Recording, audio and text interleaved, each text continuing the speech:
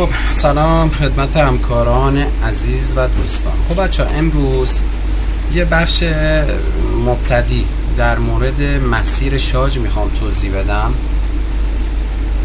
ورودی و خروجی شارژ، بررسی آیسی محافظ اضافه ولتاژ، ورود و خروج آیسی شارژ رو خیلی حالا کوتاه توضیح میدیم.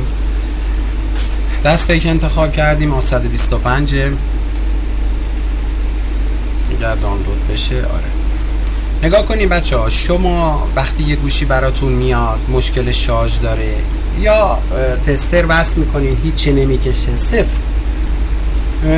ایرادهای مختلفی میتونه داشته باشه. البته با منبع تغذیه هم خب میتونین تست کنین. حالا ما بر فرض اینو میگیریم که دستگاه مشکل شارژ داره. اولین چیزی که شما باید بررسی کنین بچه ها سوکت شارژ، UIF شارژ، فلت شارژ، درسته؟ که حالا آدوازه فلتش میاد از